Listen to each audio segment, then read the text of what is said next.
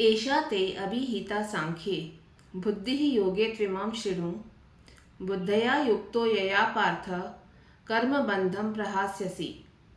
गीता दूसरा अध्याय 39 श्लोक।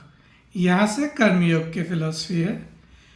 पहले लिटरल ट्रांसलेशन लेते हैं, फिर समझते हैं।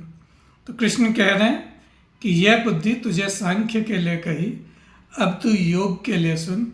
इस बुद्धि से जुड़ेगा पार्थ तो कर्म बंधन त्याग देगा। तो बहुत सारे टर्म्स कृष्ण ने यहाँ पर यूज़ किए हैं, थोड़ा सा कंफ्यूजिंग लगता है, पर्टिकुलरली क्योंकि भाषा भी इवॉल्व करती है। वर्ड्स का अभी जो मीनिंग है तो व्यास के टाइम में कुछ अलग अर्थ था, एक एक करके लेते हैं। द फर्स्ट इज बुद्धि।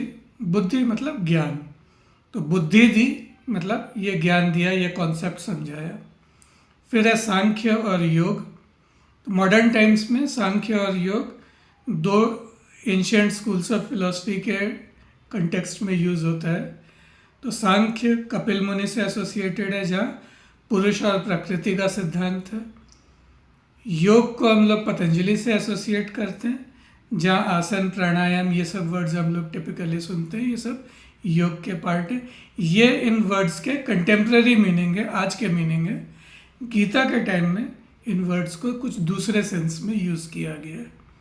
तो सांख्य आत्मा के बारे में जो 20 श्लोक कृष्ण ने पहले अर्जुन को कहे 11 से 30 तक, उसको यहाँ पर सांख्य कहा गया है। और योग तो जस्ट पीछे वाले श्लोक में जो कृष्ण ने अर्जुन को कहा कि तुम हार जीत को समान समझ कर लड़ो। ये थोड़ा सा अजीब बात है कि किसी को लड़ने के लिए कह रहे हो और बोल रहे कि हार और जीत को बराबर समझो। लेकिन यहाँ पे एक कंसेप्ट है कि फल की आसक्ति मत करो, निष्काम कर्म से, निष्काम भाव से कर्म करो। उसी को यहाँ पर कर्मयोग या निष्काम कर्मयोग, उसे यहाँ पर योग कहा गया है। द लास्ट वर्ड इज कर्म बंधन। तो इसको ब्रेक करें तो कर्म और बंधन। तो कर्म मतलब लिटरली एक्शन, कि हम लोग जो एक्टिविटी कर रहे हैं। तो गीता में ये वर्ड 4 कंटेक्स्ट में आ रहा है। एक जो उसका ट्रेडिशनल आर्काइक मीनिंग है कर्मकांड के सेंस में, कि जो यज्ञ हवन ये सब होते हैं, इन्हें श्रौत कर्म या वैदिक कर्म कहते हैं। फिर बाकी जो हम लोग रिलीजियस रिचुअल्स फॉलो करते हैं, पूजा पाठ व्रत उपासना जागरण, ये सब जो भी है, ये सब स्मार्त कर्म है जो स्मृति से आते हैं। और तीसरा जो भी एक्शन आपका फोकस ऑफ एक्टिविटी है या होना चाहिए, कि अर्जुन के लिए जैसे युद्ध लड़ना, तो वो एक कर्म हो गया। और चौथा कि कोई भी फिजिकल एक्टिविटी, उसे हम लोग कर्म कह सकते हैं। तो कर्म के क्या बंधन है, ये हमें कैसे टाई अप करते हैं, कैसे ट्रैप करते हैं। तो अच्छे रिजल्ट का हमें लालच है, बुरे रिजल्ट का हमें डर है, कुछ गलत हो जाने पे उसका गिल्ट है, पाप पुण्य की चिंता है, धर्म अधर्म का कन्फ्यूजन है। ये सब कर्मों के बंधन हैं।